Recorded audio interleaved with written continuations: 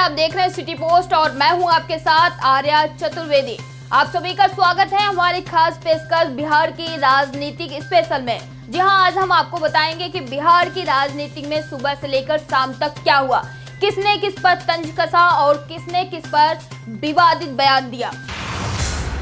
राजनीति में ऐसा कम ही देखने को मिलता है जब सत्ता पक्ष कोई फैसला करे और विपक्ष उसकी सराहना करने पर मजबूर हो जाए। दरअसल आपको बता दें कि बिहार में भी कुछ ऐसा ही हुआ है। जी हां, नीतीश कैबिनेट के एक फैसले पर प्रदेश में उसकी धुर विरोधी पार्टी भी वाह वाह कर रही है। चलिए आपको बता दें कि वो क्या फैसला है। दरअसल लोकसभा चुनाव प्रचार के दौरान एनडीए और महागठबंधन में शब्दों के ऐसे तीर चले थे जिससे मर्यादा की तमाम सीमाओं को ताक पर रख दिया गया था। लेकिन जब नीतीश सरकार ने बुजुर्ग माता पिता को लेकर एक फैसला किया तब से विपक्ष भी उनका मुरीद बन गया है। गौरतलब है कि इस निर्णय के तहत अब बुजुर्ग माता पिता की सेवा अनिवार्य कर दी गई है। ऐसा न करने वाली संतान को सजा भी हो सकती है और जुर्माना तो लगेगा ही। दरअसल नीतीश सरकार के इस निर्णय का राजद हो या कांग्रेस सब एक सुर से सराहना कर रहे हैं। आरजेडी प्रवक्ता भाई बीरेन ने फैसले की प्रशंसा करते हुए नीतीश सरकार के कदम का स्वागत किया है।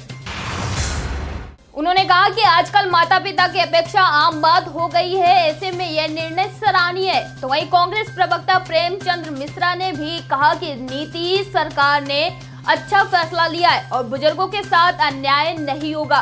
सरकार अगर अच्छे फैसले लेती है तो विपक्ष स्वागत करेगा। उन्होंने कहा कि मैंने राहुल गांधी को भी ट्वीट करके ये सलाह दी है कि कांग्रेस शासित राज्यों में भी यह लागू किया जाए। तो देखा आपने कि कैसे विपक्ष नीतीश कुमार का लगातार साथ दे रहे। लेकिन वही दूसरी तरफ रालोसपा अध्यक्ष उपेंद्र कुशवाहा ने नीतीश सरकार पर वित्तीय घोटाला का आरोप लगाया है। ये मामला समाज कल्याण विभाग से जुड़ा है। समाज कल्याण विभाग ने 2018 में 34,000 मोबाइल खरीदे थे, जिसके लिए कुल 31 करोड़ 4 लाख 14 हजार का भुगतान किया गया था। उपेंद्र कुशवाहा का आरोप है कि इस खरीद में बाजार मूल्य से 6 करोड़ 78 लाख से ज्यादा का भुगतान किया गया है। इसके साथ ही उपेंद्र कुशवाहा ने मीडिया को इस मामले से जुड़े कागजात मुहैया कराए। साथ ही उनका दावा है कि आने वाले दिनों में वो और भी विभागों की पोल खोलेंगे। इस विषय में कुशवाहा ने मुख्यमंत्री नीतीश कुमार को पत्र लिखा है, साथ ही पूरे मामले की जांच की मांग की है। कुशवाहा ने बिहार सरकार को आगाह किया है कि अगर जांच नहीं की गई तो पार्टी आंदोलन पर उतरेगी। इसी के साथ हम बात कर लेते हैं बीजेपी सरकार की। जी हां, आपको बता दें कि केंद्र में मंत्रिमंडल विवाद को लेकर बीजेपी और जेडीयू के बीच लंबे वक्त तक तनातनी रही है। हालांकि दोनों दलों के शीर्ष नेताओं की ओर से यह दावा किया गया है कि बीजेपी और जेडीयू के बीच कुछ रिश्ते बेहद सामान्य और कोई तल्खी नहीं है, लेकिन कई बार यह तल्खी दिख जाती है। जी हां, आपको बता दें कि जेडीयू प्रवक्ता अजय आलोक ने बीजेपी अध्यक्ष और केंद्रीय गृह मंत्री अमित शाह को लेकर एक ट्वीट किया है। जेडीयू प्रवक्ता ने अमित शाह को ट्वीट कर कहा कि ममता बनर्जी को कोसने से काम नहीं चलेगा, अपने तंत्र को कसने की जरूरत है, खासकर तब जब अमित शाह जी हमारे गृह मंत्री हैं। इसी के साथ उन्होंने लिखा है कि इलीगल इमिग्रेशन पे रोक अति आवश्यक है, अब नहीं होगा तो कब होगा। यही नहीं, अजय आलोक ने केंद्र सरकार को नसीहत भी दी है। जी हां, आपको बता दें कि उन्होंने लिखा है कि बीएसएफ के अधिकारी जो बांग्लादेश और बर्मा में पिछले 10 से 15 वर्षों में तैनात थे, उनकी संपत्ति की जांच हो। इसी के साथ उन्होंने लिखा कि ऐसे ही बांग्लादेशी और रोहिंग्या नहीं आ गए हैं यहाँ। जाहिर है अजय आलोक के इस ट्वीट से अंदाजा लगाना मुश्किल नहीं है कि जेडीयू और बीजेपी के बीच के रिश्ते की तल्खी अभी खत्म नहीं हुई है। तो वहीं दूसरी तरफ बिहार में लोकसभा की 16 सीटें जीतने वाली जेडीयू को जब बीजेपी ने केंद्र की सत्ता में सांकेतिक हिस्सेदारी देने की बात कही और केंद्रीय मंत्रिमंडल में जेडीयू के सिर्फ एक सांसद को मंत्री बनाने का ऑफर दिया, तो बिहार के सीएम से जेडीयू के राष्ट्रीय अध्यक्ष यानी कि नीतीश कुमार ने सरकार में शामिल होने से साफ मना कर दिया।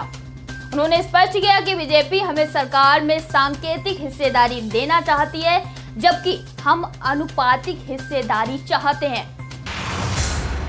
दरअसल आपको बता दें कि जेडीयू महासचिव यानी कि केसी त्यागी ने इस पूरे मामले पर कहा कि जेडीयू आगे भी सरकार में शामिल नहीं होगी। लेकिन अब लोजपा सांसद पशुपति कुमार पारस का बड़ा बयान सामने आया है। उन्होंने दावा किया है कि जेडीयू जल्द ही केंद्रीय मंत्रिमंडल में शामिल होगी। दरअसल आपको बता दें कि पारस ने कहा कि 4 से 6 महीने में केंद्रीय मंत्रिमंडल का विस्तार होगा और उसमें जेडीयू भी शामिल होगी। कैबिनेट विस्तार के बाद जेडीयू के भी कई चेहरे नजर आएंगे। वहीं उन्होंने बीजेपी और जेडीयू के बीच टकराव को सीधे तौर पर खारिज कर दिया है। उन्होंने कहा कि बीजेपी और जेडीयू के बीच कहीं कोई टकराव नहीं है, एनडीए पूरी तरह से एकजुट है। तो देखा आपने कि कैसे बिहार की राजनीति में लगातार घमासान मचा हुआ है। विपक्ष पार्टी ही नहीं बल्कि अपनी ही पार्टी के नेता, अपनी ही पार्टी के अध्यक्षों को या यूं कह के अपने ही पार्टी के मुखिया पर लगातार तंज कसते नजर आ रहे हैं। फिलहाल अब तक के लिए इतना ही। लगातार देश दुनिया की छोटी बड़ी खबरों से रूबरू होने के लिए बने रहिए हमारे साथ और देखते रहिए सिटी पोस्ट।